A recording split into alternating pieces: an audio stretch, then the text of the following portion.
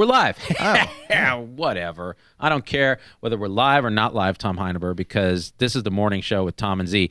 Why do we call it that? Because we're live. We have nothing in particular that we're talking about, and we're taking comments, and we don't give an F. That's right. Yeah. If you're one of the people who's like, hey, what's the topic of this show? You should leave right now. Just leave. There's no topic. If you're one of those people who is easily offended, just go away and yeah. never come. You know, I banned someone from the page the other day because we had posted Tom and Z, or no, Z debates an anti-vaxxer, and it was you dressed in a blonde wig, like, oh my God, you know, Chancho, my dog has got a lazy eye because of the vaccines. And he wrote, first of all, a cis male dressed in a wig is never okay. And I'm like, ban. You have no business here. Like, if you're going to leave a comment like that, it means you don't understand anything about what we're about. You know, this is important. I have taken to, you know, a few years ago, like all smart thinking people were like, you know, you shouldn't be in your echo chamber. Like Barack Obama was out there, like, you know, echo chambers are a real problem in our society, blah, blah, blah. I'm trying to curate my echo chamber. So I just ban liberally now. Yeah. If you say one wrong thing I disagree with, I'm like, ban. It doesn't matter if I know you in real life or not. I'm banned. But, you know, I keep a few around just for variety. You know, like Wade, the anti-vaxxer, who sends me these crazy private messages too. You gonna answer me now, Z-Dog? You gonna? I just put a boiled rabbit in someone's bed. It wasn't yours, but you get the message, right? You're like, wow, these guys are really. I mean, the conspiracy guys are crazy. Well, yeah. I mean, yeah, that's literally true. They have mental illness. I was listening to this podcast. I think it was on the Rogan show, and one of the guys was like, yeah, man, you know, we're like too dumb to know what the scientists are talking about. And the other guy was like, yeah. And he's like, what if they're just lying to us? And he's like, now you sound like one of those guys. And that's basically how it starts, right? Like, it always begins like you're that. like, hey, okay, I know I'm dumb, right? But what if what they're telling me is going on is not really going on? You know what I'm saying? It's a little Dunning-Kruger. A little. I know just enough to be dangerous. Exactly. That's what it is. The one I can't abide is the people who don't think the Earth is round. They're like we have pictures of the Earth. You know? I love it because the Chinese kicked some ass recently, land a probe on the backside of the moon. I won't call it the dark side because, in fact, it has light, Tom Heineberg. That's true. It's the backside of the moon. The backside. Because the front side faces us, because we're Earth-centric, because we're culturally inappropriate to moon people. And so they land that shit on the backside of the moon, and the flat earthers are like, yeah, nice act, you know, comrade. It's like, hello? Like, what? Really? Yeah. I mean, actually, if anyone's going to fake a moon landing, it's going to be the Chinese. They're going to pirate it. You know? I have a friend who believes in conspiracy theories, and he one time told me that he wanted to go to China to see a different side of the moon. And I was like, the moon's in asynchronous orbit. So it's the same moon to everybody, bro. It's the same face of the moon that you see every time. Donald, and that's the level of thought that goes into these conspiracy It's really theories. quite amazing. So our supporters who pay the $4.99 a month, they get priority in the comments. Donald Kunzer is one of them. He asks us 5 dumbest people of the week. Go. Of the week? Of the week. I'm going to say Me? Trump. Oh, for that fast food breakfast? Because he's always up there. Eternal contender. Give me some actors. Then I'm going to say Alexandra Ocasio-Cortez. She is not. Well, I guess she is. Because kind of an she's actress. the opposite of Trump, but just as dumb. What else? I haven't been paying attention to anything. Me this week. neither. You I know why? don't. Because I have a newborn at home. Oh. Okay. I'm on this podcast right now. Look, there's a huge wine stain on my shirt. Huge.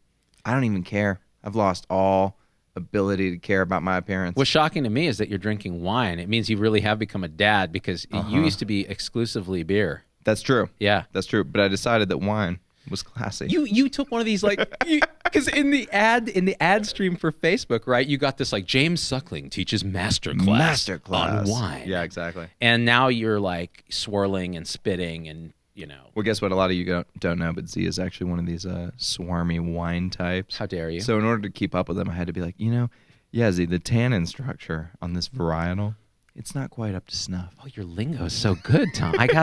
Both my nipples got erect when you said that, because I was like, what, tannin structure on this varietal? Very good. You know what's funny is, like, I was always a terrible student because I just wanted to learn just enough to bullshit my way through whatever it was, right? So that's what I did with this wine class. I watched like 30 minutes of it, and now I know just enough to bullshit my way through almost any wine conversation I have with somebody. You have a Dunning-Kruger effect for wine. Like you're gonna go open a winery now thinking you know everything, and weirdly you'll get lucky. Like there'll be some strain of yeast that's fermenting the wine that just happens to have flown in on a booger that you accidentally flicked into the thing, and it's the best. Like James Suckling's like, this is a 100-point wine. We've never given this high of a score. It's just really tremendous.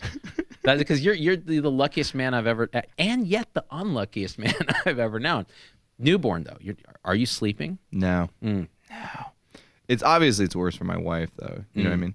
We had an amazing. My daughter is 8 weeks old, and so we had an amazing. She slept for 7 hours last night. Oh, which was like when you woke up, it was like, ah. Like, it was, and then you were like, just before the show, you guys, we were talking about like the different Star Wars episodes and the pros and cons of, and episode 1, The Phantom Menace, was really all about Duel of the Fates and the fight. That's true. With Darth Maul at the end, who made a cameo in Han Solo. I think that we all owed George Lucas a collective apology because we were too hard on the prequels because the new Star Wars all suck. They all suck. I don't know. Tom, they suck. I like some of the new ones. I actually like Return of the Jedi or whatever the fuck it was called. What was it called? Return of the Last Jedi. The Last Jedi. I don't know. I like that one too, except for the part where Carrie Fisher Mary Poppins her way through space. I wasn't so down with that not part. Acceptable. Yeah. First of all, space doesn't work like that. Why are we all grown men who talk about Star Wars all day long? Did you think that this was the reality we were all headed for? Yes. I thought we were going to all sit around and talk about, land and capital and property. No, because since I was a child, I knew it was 1977. I was 4 years old, and I was taken to see Star Wars in the theater on the East Coast by my dad. And at 4, I still have vivid memories of that just transforming my life, like watching Luke Skywalker fly down that trench and in the music, and you're just like, he's like, oh, stay on target. I can't hold it. Stay on target. You're all clear, kid. Blow this thing. And just shitting my pants as a 4-year-old. I was actually lucky because I straddled the divide between the two worlds because 90s kids like me got to watch a re-release of all the originals in theaters. So the first time I ever saw them was in theaters with some wonky CGI that was added. But I remember that. They were mainly the originals. And then A Phantom Menace came out, and I got to see that in theaters. So You're pretty lucky. I like the prequels. You're pretty lucky. I don't hate them like everybody else, okay? I'm not a snob like some of you. Not a prequel snob? Yeah. Well, judging by crazy statements you've made, such as, living with a live John Williams in the world is kind of like living in Beethoven's time. It's that amazing. And I was like, that's true. I don't know that that's true, having studied music. It's deeply true. It's deeply true. I bet you could hum 10 songs by John Williams off the top of your head right now. You can't hum a single one by Beethoven. Bum, bum, bum, bum. I can also do the Third Symphony, which is dun, dun, dun, na, na, na, na, na, na, na, na, dun, dun, dun, dun, dun, dun, dun, dun, dun, dun, dun, dun, dun, dun, dun, dun, dun. It goes minor. Dun, boom, boom, boom, boom, boom, boom. Okay, fine. I studied Beethoven in college. Kill me. All right. I took a class, Beethoven like 307. Let me ask you this question. Berkeley. For somebody who studied all this music, why you suck at it? That's a $1,000 question that I think other so-called co-hosts would never ask me out of respect. You don't have that restraining bolt, right, R2? You're just ready to go off into the desert with the sand people. Crazy old Ben Kenobi. Doesn't matter. You know what's funny is, Z mildly, no, actually it's pretty explicit. Z pays me basically to just trash talk him all day long, like behind the scenes. It's like a sadomasochist hiring someone to gag ball me and just beat me. I have a safe word. It's shut the fuck up. Tom Iver. Zio come in and be like, I think we should do a parody of the Backstreet Boys, Tom, and I want it that way. And I'll be like, no, that's the stupidest idea I've ever heard, Z. We're not doing that. That's terrible. And wait, what was the Backstreet Boys song you wanted to parody? It was Tell Me Why. No, it was like, looking back on the codes I've run, I was trying to save someone, play my part, shocked you in your heart. Listen to these people. They're saying yes. Lauren Day Kent agrees. Either she agrees with you or me. I can't tell. The Backstreet Boys are dope, though. They are dope. I will just and they're say coming that. back. It's time. Yeah. It's you know when you're like 6 or 7 and like your musical tastes are at their peak like they're the most embarrassing they're ever going to be. And you like love pop music. Yep. Well, when I was 6 or 7, the Backstreet Boys were super popular. Oh. And I had a Backstreet Boys CD. My goodness. I would listen to it. I had 2 CDs. It was the first Backstreet Boys CD and Thriller. And I would listen to these 2 CDs back to back. You know, strangely, they're compatible. They're one and the same, really. They're just enantiomers of each other. My kid, speaking of that, the 7-year-old loves Owl City's Fireflies. Uh-huh. That is the equivalent drivelly pop, you know. And they probably listen to it on repeat, right? 10 million fireflies. I'm sad because I hate goodbyes. That song's 10 years old now, too. So that's not even current, yeah. You know, I used to make myself believe that planet Earth spins slowly. Let's take some comments here. People are saying exactly Tom, Natalie MacArthur, who is a valued commenter, but not a supporter because she's cheap. Whereas supporter, Alyssa Keebler, says Thriller. Who am I going to choose? The supporter, because she's paying me. Thriller is amazing, by the way. Okay, it is amazing. Can we tell the people that we have always wanted to do a Thriller parody about sundowners? Yes. And it's like, it's after midnight, something strange is happening on the wards. You start to scream, but Haldo takes the sound before she makes it. And we basically like have a bunch of old ladies dressed up like zombies, and they're like slowly coming for the nurses. Now, okay, my wife, who's a nurse, wants us to do our Sundowner song, which this country song is like, when the sun goes down, they'll be singing. You know, have you heard that song? You sent it to me. I'd never heard it. Yeah. Yeah. She wants us to do that one. A country song. I was like, I can see it. Yeah. I've been wanting to do a country song for a long time, right? Again, like in addition to low platelets. What was the one we were going to do? He's not prejudiced. He's just addicted to opioids. That's Toby Keith. Toby Keith. Yeah. Toby Keith. Yeah. See, I go deep in country. Like, I'm just a common man. I drive a common van. My doggy's got a pedigree. I don't even know who that was, but it was dope when I was a kid. And in fact, you know how I know these songs? Because you may have grown up with this too in the 90s, Tom Heineber, but those commercials for compilation albums. Oh, yeah. The greatest country hits ever. Starring Merle Haggard. Yeah, Merle Haggard, and then it would just be a scroll, right? So it'd be like Merle Haggard, and then you see like, and then, you know, Billy D. Bob. I'm just a common man. And so I actually remembered all the songs in the sequence. Oh, yeah. Right? Oh, yeah. We actually did a parody. I miss when everybody in country was ugly. This is the problem with country, modern Johnny country. Cash. Everybody's too pretty. They're too pretty. You look They're at like like pop stars. the dudes from Florida, Georgia Line. They're like model dude. They could be Abercrombie models. Yep. You know what I mean? Yep. Or like Luke Bryan. That's why I like Jason Aldean, because he's holding it down for the Uggos. He's got a dad bod, just like Chris Pratt. And who's a Rascal Flatts? Rascal Flatts. They're ugly, yeah. They're ugly, and they're good but they have good musicians. They have the pop sensibility. That's true. Right? What was their? I'm going my way. Life is a highway. That's right. Yeah. I'm gonna ride it all night long. They shit on me all the time, says Jessica Beliski. What the fudge? I'm trying not to be so hard on myself. Who are we talking about, Jessica? Are we? We didn't crap on you, did we? Never. I hope not. We would never do that. I would never crap on someone named Jessica because it would remind me of Jessica Rabbit from Roger Rabbit, which was my formative movie as a child. Oh my God, they mixed animation and live action. Who does that? Fantasia did that in 1929. Oh, shit. All right, I guess. Forget it. Next. See, I'm all about Fantasia 2000. Oh, that was so whack, dude. That was whack. But I guess it's a generational thing, Playboy. Speaking of which, you said, you came up in the 90s when they re-released the Star Wars. Yeah. I remember because I was at Berkeley as an undergraduate, and it came out my freshman year. So me and my whole house were all Star Wars fans because we're Gen Xers. We go dressed in Star Wars sheets because my buddy had Star Wars sheets on his bed.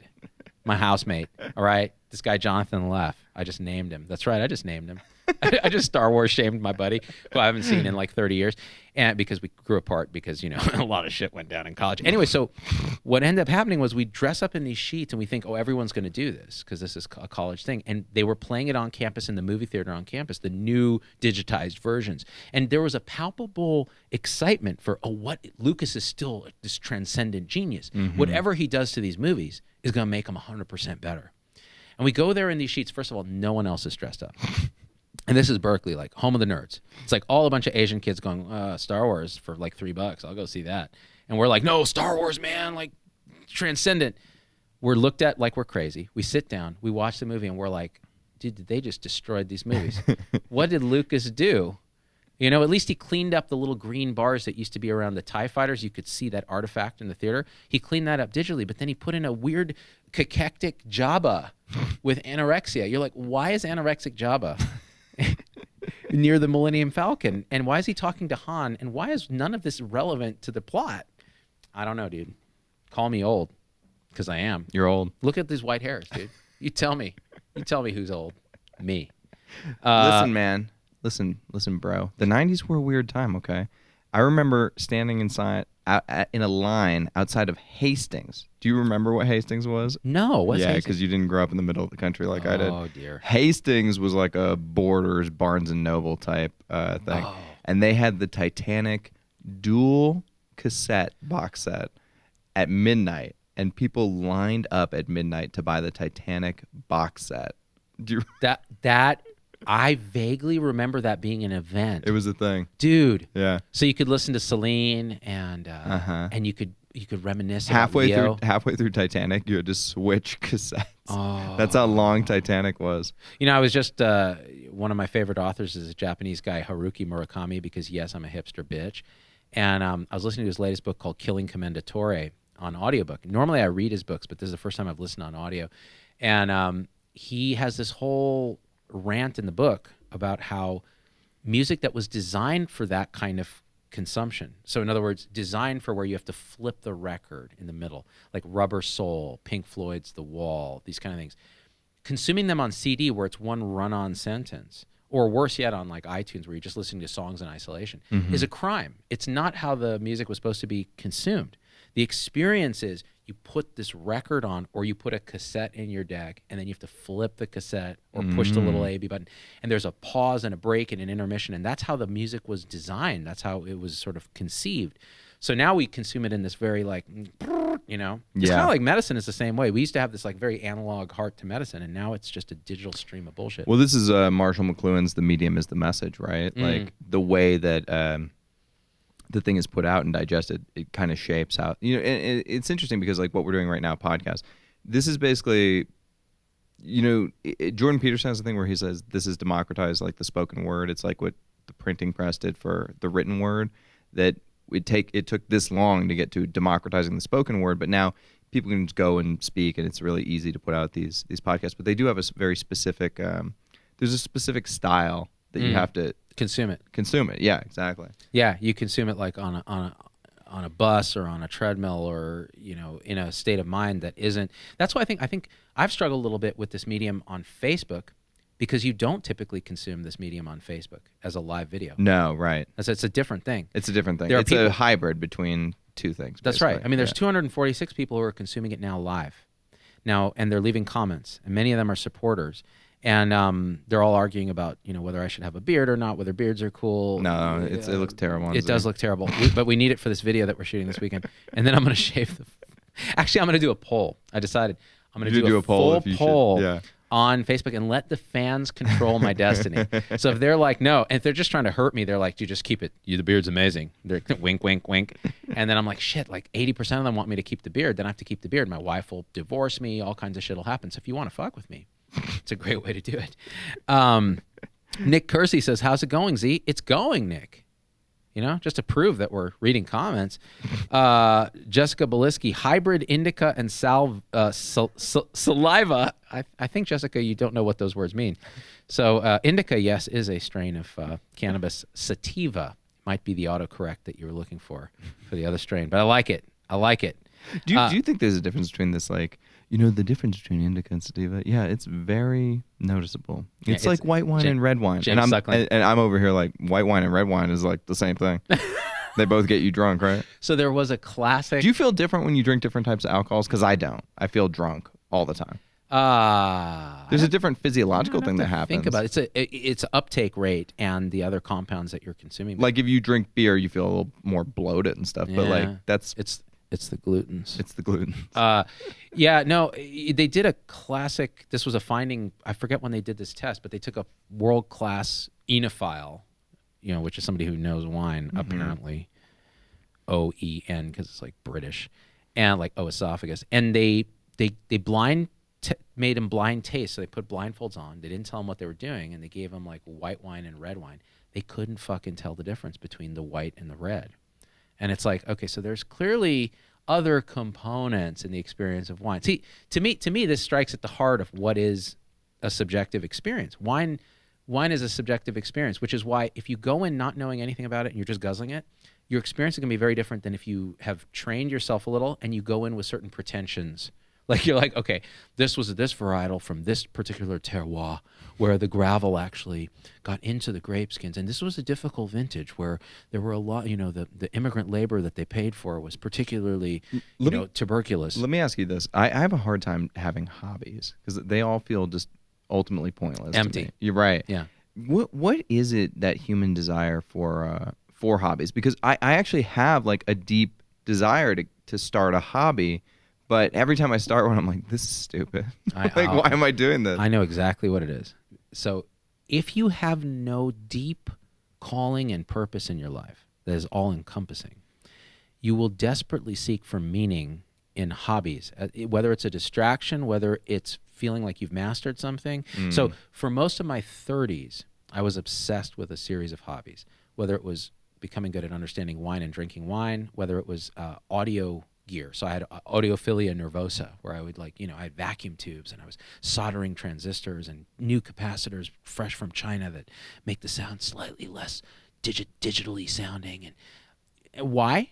Because I had long since left the calling and purpose of what medicine had become, was this mill. So to give myself the morphine of numbness, I would find these hobbies. Now that I'm doing something that just encompasses everything that I want to do in the world, I have no hobbies, dude. Like nothing. I have interests. Like I like to read and I like philosophy. I like consciousness. I still like drinking wine and eating nice food. I like to try to watch my wife cook neat things and see how I could never possibly do that. But I don't sit here obsessing over a hobby, right? It's interesting. So you think hobbies are mainly a distraction? It's been my experience from my N of one. In my own life. Now, what people would say, though, is like there'd be a lot of counter arguments to that. Some people would say, I'm using my hobby I'm getting good at it, and then I want to transition to it as my full-time thing. Or well, that means you're looking for a calling. Right. Yeah. Yeah. I guess it would all come back to that. I think so. That's probably why you don't care about hobbies. I have a desire for a hobby, though. Like because I feel like I want to distract myself. Yeah. Basically, yeah. It's a nice probably. distraction. Like I want to be distracted and I want to like get into whatever it is, you know what I mean? Right. But then I'm like, I don't care about this thing or that thing. Whereas you're right, when you find something that you care about, you'll move heaven and earth to make it happen. 100%. And you start seeing the patterns everywhere. You go, oh, that's it. You're always thinking about it. Yeah. When you're a hammer, everything looks like a nail. Oh yeah. It's the same. Like you see everything as Health 3.0 and like how to overhaul the healthcare system. How to better communicate, how to engage people, how to influence change. Those kind of things are what obsess me. And then that actually, maybe that informs some of the hobbies that I have. Because like looking at philosophy, trying to understand like the nature of reality and consciousness and those kind of things, it directly ties into what's the meaning and purpose of what we're trying to influence. Now, would you, if you were being like a self-help guru type guy, would you deny people their hobbies? Would you say, you know what, you need to put down the hobbies and you need to focus on what you really want. You need to go out there and blah, blah, blah. No. Yeah. In fact, if anything, I would say find more hobbies because then you might be, if you're searching, you probably haven't found your path and calling fully. Right. So let's see if you can find it. Got to keep searching until you find it. That's right. For me, music was always like a secret calling or at least an interest, and I was never that good at it. So when I found a way to be able to do it half-ass, like we do on the show, and still have people like, dude, Steve Lukather from Toto tweets out the other day. Oh, yeah. Yeah, our fucking Pooprika parody of me as the poo emoji, I see the balls echo in the night. I always think of it as Pooprika. More like paprika. Paprika. Yeah, exactly, paprika. He tweeted out, this may be my favorite cover of Africa. This is a guy who, you go back into the 80s and you tell my 80s self who would listen to Toto because he was a nerd and listened to prog rock, hey, this is what's going to happen in 2019. I would have shit myself. Yeah. But you get to do that because you pursue a hobby that really is a secret calling. So I wouldn't tell people not to do their But hobbies. what if everything you do, even what you're doing now, even your deep connected, meaningful work, the way you find... You make it sound so cheap somehow, even by making it sound correct. No, just, I mean, the way you find meaning throughout your day and, that the thing that's compelling you to go forward. What if all of that is just an attempt at finding love? You know what I mean? And you're just... It's an ever higher attempt at finding love. It is... I think you have to define love correctly, though. So, right. Yes, you're right. Love is a deep connection to a purpose in other humans and conscious creatures. So, yes, you're always trying to connect even more. The people I think who have the biggest trouble are the ones who feel disconnected from society. And some have even described depression, clinical depression, not the ordinary misery that you've talked about, like right. deep clinical depression, as anomie, like this true separation of you, alienation of yourself from the connection of community and society. In fact, the act of dying by suicide is a kind of a saying, I don't belong here. Right. And that humans are hypersocial creatures. Missing that love of connection, the love is what it is, a connection, leads to a kind of alienation that is so deep that we can't live with it. This is kind of what we see in the mass shootings is like, not only do I want to kill myself because I'm worthless, but I want to kill you because you've made me feel worthless. You being a proxy for whatever society writ large or my parents or whatever it is, It's a very painful alienation, and then it inflicts so much pain on other people. But I think it's a thing that we haven't studied enough. The disconnection from society. We talk about you have a chemical imbalance, right? And your serotonin isn't right. Right. And if you take this pill, you'll feel better. It's like there's a community imbalance. There's something wrong, and that's why I think we're seeing with the kids now social media triggering so much anxiety, because rather than bringing us together, in many ways, social media it amplifies our innate tribal impulses to wall ourselves off or hurt other people or feel like we're missing out. It's more alienation. Man, I'll tell you this, like as I get more money, as I get more status and power, as I go through my career, and it's not like I'm like some powerful person or anything, but as you just inch up that ladder, you feel this like desire to insulate yourself from other people. You know what I mean? Like, but that you have to fight against that desire hard because that's dangerous for you. I mean, think about like the way that if you can afford to live in a double gated community or something like that, and you put yourself inside that double gate, you're putting yourself in an isolated space where you're only in there with other rich people. This is a real interesting point. I'm thinking about myself because I find that when I'm not at work, I'm a pretty extroverted guy. I get energized from social situations, but at the same time, I reach a limit where I can't be around people. So having a home in a gated community where no one can come bother me, I won't get solicitors at the door, nothing can happen, and it's just my family. Yeah. I found that in my 40s, that's great. It actually is all the community I need at home, and then I come out and have this broader community. So that balance is good for me. Whereas if I'd lived like that in my 20s and 30s when I'm trying to form those connections, it would have stunted me. It would have destroyed me. So you're too young to have that. Like, if you do that, you're going to isolate. And that's my take anyways, my experience.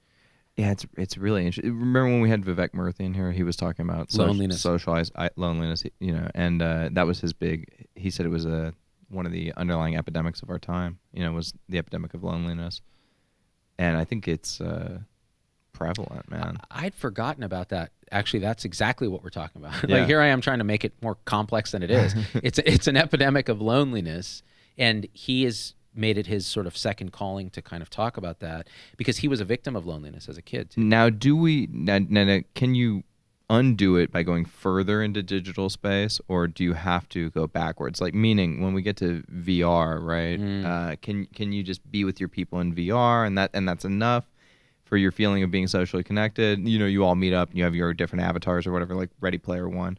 Or do we have to go backwards and just sit in a park and stare at ducks with each other? Yeah. You know what I mean? I don't know the answer to this. I'll say this. The better the VR can hack our innate social wiring, the less relevant reality will be Right. for that. But right now, it's such that it's Well, reality will always be relevant because it's the base layer. So whatever's happening at the base layer will always affect the upper layers. So VR is built on top of reality. Right. Yeah. So you can't just you won't reality be able, matters. Yeah. When virtual reality becomes a thing, you won't be able to just let yourself be basically a vat in a jar and just stay in virtual reality all day long. Although I'm sure that people will start selling services like that or start doing that to themselves. You're gonna have to deal with reality on the base layer always, right?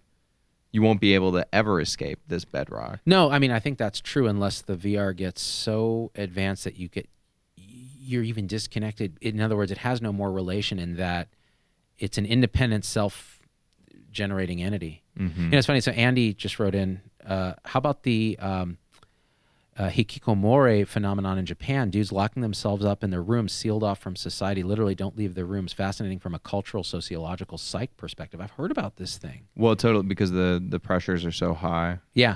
In their society that if you don't perform or if you're not the top of the male hierarchy, and males do organize themselves into dominance hierarchies, and this has been evolutionary advantageous to males since the dawn of time because whoever was the most competent male would rise up to the top of the hierarchy, and obviously that male was going to get more women and status than you were, but you were going to stay alive because he would lead you through the war or he would lead you to food or whatever it was, right? So in Japan, you're seeing that play out where they have really high expectations for everybody, and only a certain percentage of people are able to compete in the modern world because the modern world is so complex. So the people that are competing are out competing everybody. And then you have a bunch of people at the bottom that you're going to have to figure out what to do with. And some of those people, they just are like, I'm going to completely check out from life. There's an American version of it called MGTOW, and that means men going their own way. And it's basically just these men who are like kind of adult incels, or maybe they're not necessarily incels, but they've just decided, the hell with women. I'm not gonna play their game. I'm not gonna do anything for status or anything in society.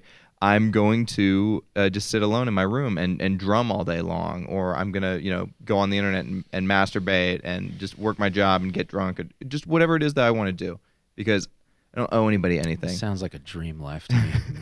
I want to do this. I'm Z-Dog going my own way. But so Stephanie Lapid, who y'all recognize from a lot of videos, working that IV poll, she just wrote in and said, I think we have to go backwards. So I experimented with this, Stephanie, where I do Screen-Free Sunday, right? And it's now the 4th week of this, and I got to say, like, the kids look forward to it. I look forward to it. It is a reset of your social system in your mind. Like, you're just like, oh, there's none of this stuff. It's just us. We may watch a movie together, but then we'll sit together and we'll comment on it together. We're not staring at our own screens. It really is. Our wiring is ideally for that. Social media hasn't yet hacked it perfectly. That's why it hurts so much, I think. One day they may, and whether we should be scared of that or embrace it, I don't know. It's interesting. I started doing just very simple things to get more in touch with reality and be more present in the moment. And one of them was, I found that I was always walking around with sunglasses and headphones in, just always. That's true. And so that's isolating, my audio and visual channels from what's actually going on around me. So now when I walk the dog or I go out to get lunch or whatever, normally I would just be like, this is dead time, and I'm going to fill it with a podcast. I'm going to fill it with an audio book, and my sunglasses are prescription, so I can get over it by saying that. I'm like, oh, I need them to see. I have regular glasses I can wear, So I stopped doing it, and I noticed that I'm much more connected to the world around me. Like, I will see an old lady and stop and say hi, or I'll stop and talk to somebody about the dogs or whatever it is, right? And it gives me a better feeling than that endless podcast that I'm probably never going to remember anyway. Which is just ultimately a distraction. That it's a powerful realization when we start to realize that being present is actually a kind of entertainment in itself, that you're really deeply connected to the present moment. First of all, you don't suffer because you're not resisting the present moment. Right. Yeah, so you're not like last night, I remember I woke up in the middle of the night. My wife made this amazing freaking pork shoulder thing with apples and apple cider and this braised thing. I ate way too much of it. It sounds good. It was delicious. I woke up in the middle of the night and I was like, oh, I feel not well. And I just got up and I was like, I feel nauseous. I don't feel good. And so I just sat out in the living room because I didn't want to wake my wife up, with all my tossing and turning and man-fluing. And I was just like, oh, this is miserable. And then I remember thinking, wait a minute. What the hell do I meditate for every day? To be present and accept the present moment and actually watch feelings, thoughts, and sensations as they arise. So I did that. I was like, oh, look at that. That's what nausea feels like. It's not bad in itself. It's a kind of sensation. And within 5 minutes of doing that, the sensations actually dissipate because everything comes and goes. It's all impermanent, right? Yeah. I do this with pain when I have pain. Right. I focus on it and it becomes warm or hot or a vibration or whatever. And then I can, tolerate it a lot better. But if you put emotional valence on it, this is suffering. It's never going to get better. I'm injured. I'm falling apart. What am I going to do? Yeah. Then it becomes just abject misery. Well, we've been going through this with a newborn, because when it feels like it's never going to end, right? So here's a secret: it never does. Yeah, you can get different form. Well, you can get really stuck in that moment though, of like this is going to be like this forever.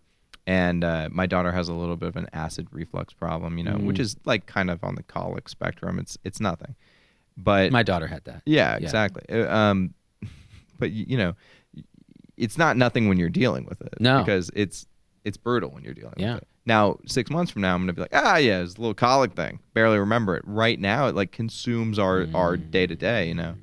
I remember it well, man. Yeah. And yet now I'm like, oh, it wasn't a big deal. But it was a huge deal, man. It was dominating every second of your waking life. But here's the thing. If you go through your entire life knowing that in the future that you can look back on this and it'll be a nothing occurrence to you, then you're going to skip through your whole life on fast forward. And that gets me to something I read this morning. I get this email from Dig, because Dig is apparently still a thing. I can't believe that's still around. It's still a thing, not without Kevin Rose. And it's great because it actually pulls the best like memetic stories from the internet and feeds them to you. So I have their letter, and it was it's a 10-year or something anniversary, maybe longer, of the Miracle in the Hudson, where Sully and I've met Sully. I spoke after him. He's like the real deal, right?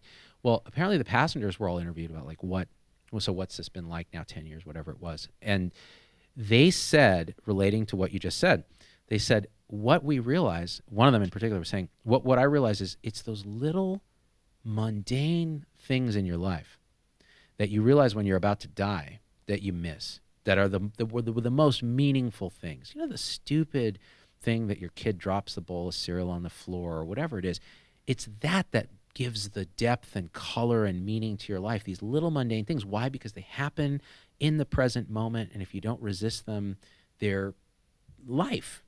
And he said those were the things that I knew I was going to miss, and now I pay attention to because I've given the second chance. I had a friend who lost him and his wife lost a child in utero at like 30 some odd weeks, right? Like 34 weeks. So this is a full term baby, yeah. And what he had written on Facebook was that he was going to miss most is this child, like, waking him up in the middle of the night and annoying him, and that he would never get a chance to do that with this child. That's going to be a show that we do, right? Interuterine, right? Because we were talking about this. There's not a lot of support for women who lose a child, and their husbands, right? So actually, I'm not going to tell you. Oh, it's brutal, dude. So there's a famous person that I know personally, a famous physician, who told me a story he's never told publicly about how he and his wife lost a child at X number of weeks. And everyone, all his, friends and colleagues and buddies and everybody was like, "Oh, you're young, you'll do it again, no big deal." And ultimately, he had children and so on. But what he told me was like, it was so devastating for both of them that there was no one they could turn to, no support. Right. There's this feeling that these things happen a quarter of first trimester pregnancies, spontaneously abort and so on. But it didn't change the fact that they lost a child. And the fact that we don't, as a society, really treat that the same as losing a born child is not good. So what I'd like to do is do a show, like an AMA style show, where we talk about that. Maybe we get a guest, because I think it's important. It'd be something that we could rally around and really help a lot of people. One point I'll put on that, when I talk to the Press Ganey people, it was their marketing team at whatever conference in Cleveland I was at Cleveland Empathy Summit, whatever it was. The lady was telling me, she's like, look, I know you guys hate us. I know you don't, you think it's all about Dilaudid and turkey sandwiches. But the way I see it is what it's about is how do you talk in the hospital to a mother who's lost a child in utero and she's there for, the procedure.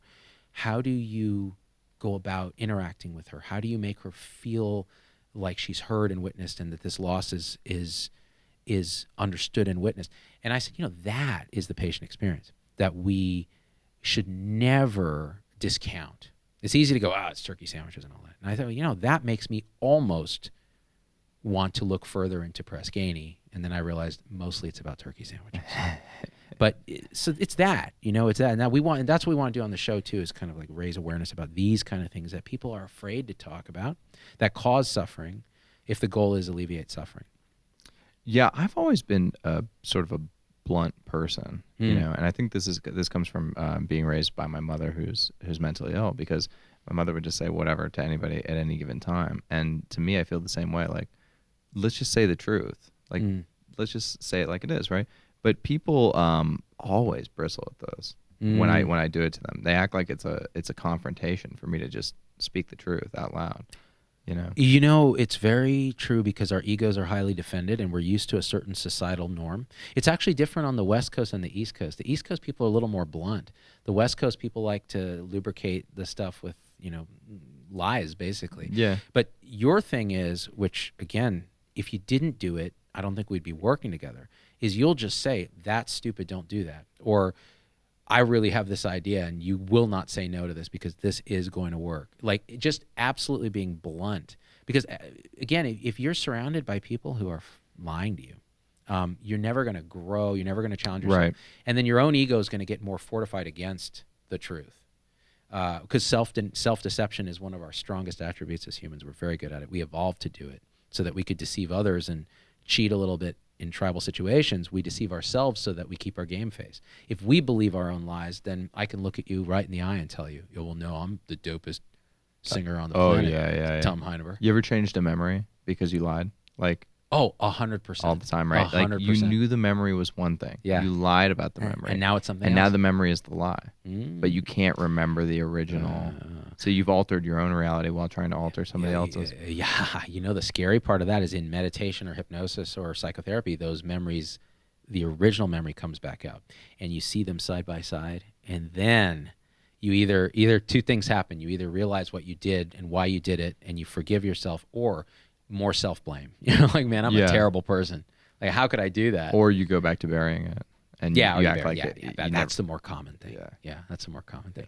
I've started doing this thing now when I meditate. We should wrap it up soon because we're at 42 minutes. But I do this thing when I meditate now where the unconscious material comes up, and I make a note. I'm like, oh, damn. I'm going to say something right now. So I was trying to figure out how to address this. So when I was in medical school, I used to tutor kids because I loved to teach, and it was like my identity at the time. So I'm at UCSF, and I'm teaching kids how to get into UCSF or whatever it is. So I had this family, it's Asian kids in San Francisco, and I won't use their names, but there were three of them. There was the son, the youngest, the middle girl, and the oldest girl. The oldest girl was in college and was trying to get into medical school. The middle girl was in high school trying to get into college, and the youngest kid was in lower high school trying to just do well. So their mother was a total tiger mom. Like, she wanted a UCSF student to teach their kids because they were going to go to medical school, and this is what they were going to do. And I was very conflicted about that tiger mom component because I was like, this isn't for everybody. And honestly, these kids are bright kids and they're good people, but they're not going to make it in medical school. I can tell you that. Maybe one of them, but the other two not. So why are you hurting them, making them do this? They probably don't want to do this. So subtly, I would kind of, the back of my mind, I would be teaching them and I'd be thinking, I don't know what I'm doing this for. So fast forward, midway through medical school, I get in this car accident. So I'm in San Francisco. A guy runs a red light. I'm going through the green light. He's high on coke, hits me, kills a pedestrian in the process, and injures another one. And I watch all this happen. I'm seeing bodies flying across the hood. So and I've told the story before about how the press then had a picture of me saying I was the guy who ran the red light and all this crazy stuff. So I had had trauma. Yeah. I was damaged, right? I had total PTSD. I'm like second-year medical student. So the family, the mother is calling, leaving messages on my voicemail. I had an actual answering machine because it was the 90s, saying, why aren't you answering the phone? These kids need their tutoring. What's going on? And I didn't have it in me to just tell her I'm going through some shit. Yeah. Like, it's really hard for me to do something that I feel is not meaningful for these poor kids who you're torturing. Mm-hmm. And so what did I do? I just ghosted. I didn't answer the phone. And the messages got more and more frantic.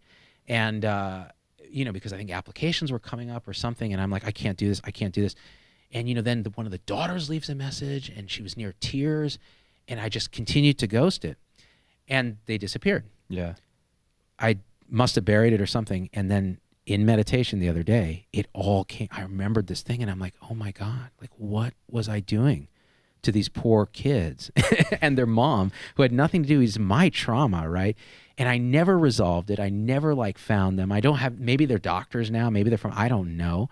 But somehow I was dragging that guilt and shame of doing that to them because I was the teacher, right? And I just abandoned them, dragging it unconsciously through life. And I resolved then in meditation, just made a note. Okay, I can't dwell on this because it's going to mess up my meditation, but I need to say something to somebody. So I know if they're listening now, all right, I'm really sorry. It was me, all right? It wasn't you. I hope you did okay. I know you did. You found your path, but I feel terrible about it. I'm really sorry. Message me and we'll talk and I'll make it up to you. Probably by selling you drugs because that's what I do. So yeah. What you said is, I think the thing that people have the hardest time with, which is just being honest about when you're feeling vulnerable, right? It's so hard.